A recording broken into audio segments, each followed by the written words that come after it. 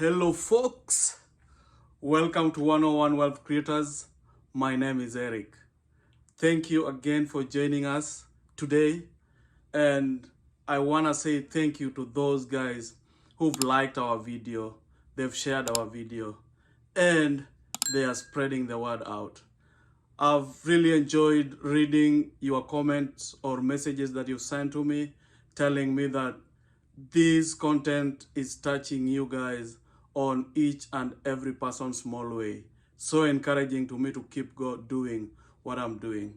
I want to invite you as our first soldiers on this channel. Please invite one person who invite another person, and we keep spreading the word out and share what we are doing in the community. Thank you very much. And today, without further ado, it's another day. We have another content, and please join me as we carry on this content. I want to welcome you. Where do you want us to go? You want us to go to the dining table the way we say we discuss our money matters on the dining table, or we go to the small board? I want to welcome you today to our small magic board so that I give you all the things that we have today. Welcome and enjoy with me. Folks, without wasting time, today I want us to look on 7 places where you should put your money. And after doing my small research, I discovered that people making over $80,000 are still struggling to make more money. And 40% of them can't raise emergency expense. That's why I looked and thought about it and did my research and came up with 7 ways or 7 places where we should put our money. Without wasting time, I want us to look at them on my small board. I had written them down, so we'll just go down one by one so that we get to see and get to know where we should put our money. It's a way of learning. We are training ourselves. We are not perfect, but when we have the discussion going, then it's something that rings into our minds. And when it rings into our minds, we start thinking of what we can do about it.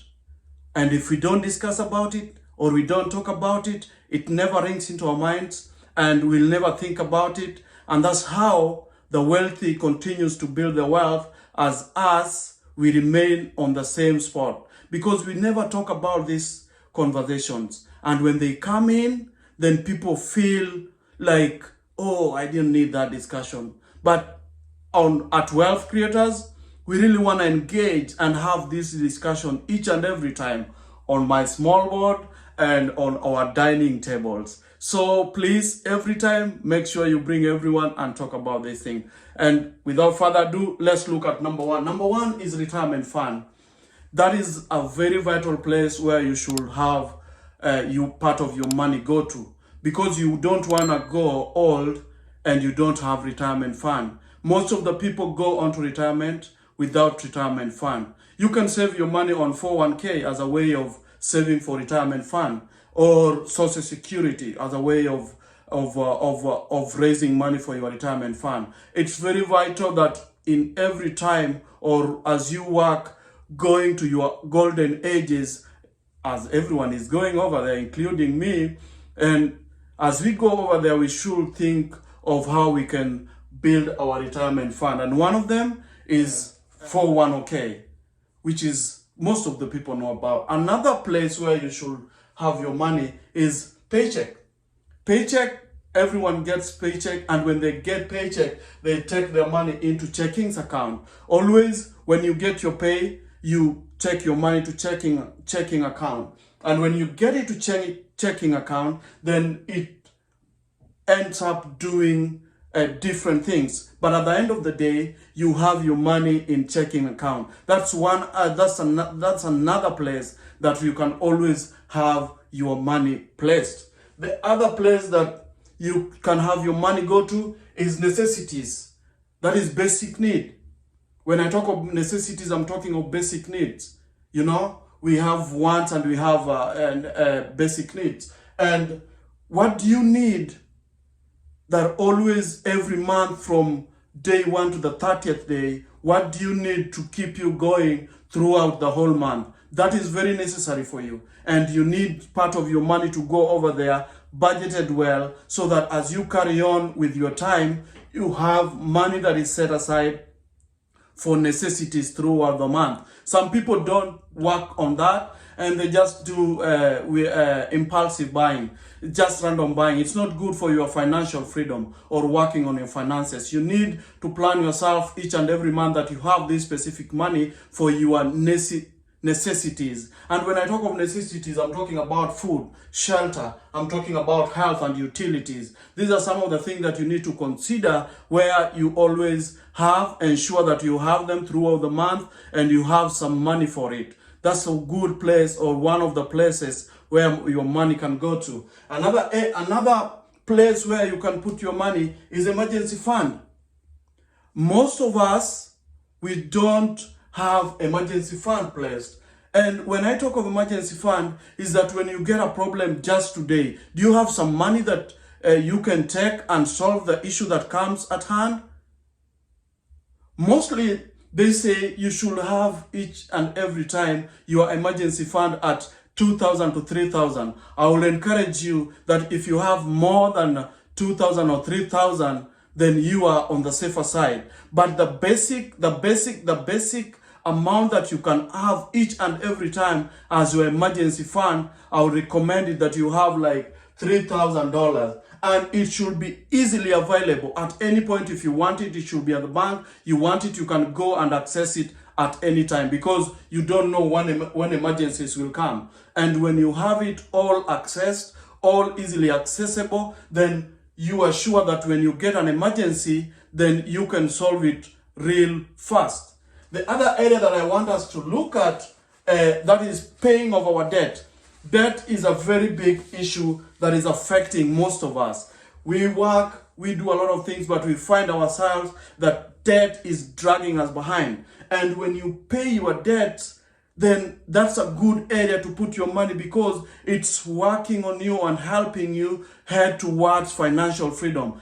When you don't have debt, or you have reduced debt, then you are heading towards financial freedom, as compared to a person who has so much debt. And when I talk of debt, I know you understand what I'm talking about. Maybe a mortgage, you have car, you have all these debt, credit card debt and everything. If you reduce that, then you are heading towards your financial freedom. And it is an area that you must and make sure that you put in your money always as a way of reducing your debt. The best way to work on reducing your debts, we have two methods. One of them is snowball balance, whereby you're working on you start with the debt that is the lowest. Let's say you had a credit card that is asking for like $200. You clear that real quick and reduce that. We have another method, which is avalanche balance. So with this one, you start with your debts that are high.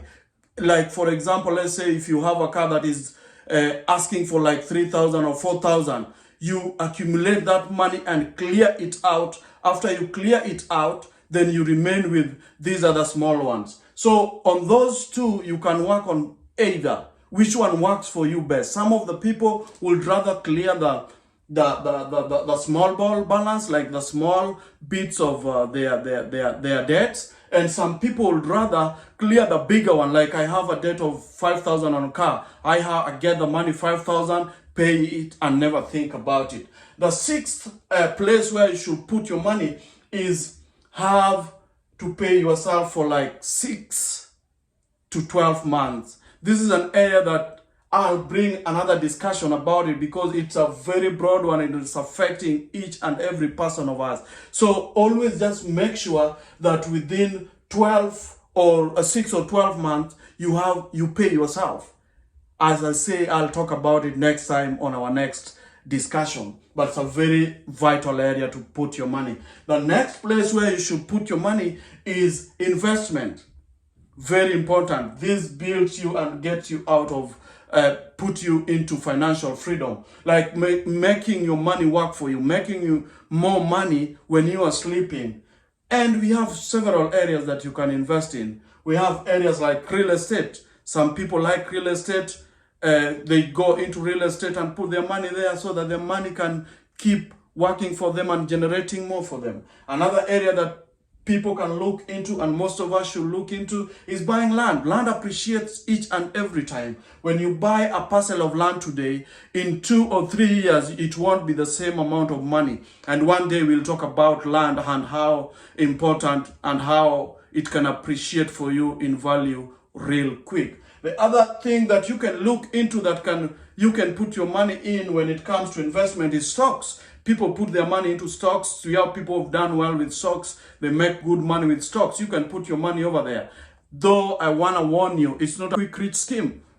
Put your money over there with the hope that it will build with time. The other area that I like doing, I don't know if you like putting your money in, is cryptocurrency. Yeah, that's another area that you can invest in. Very volatile, but you can make money out of it without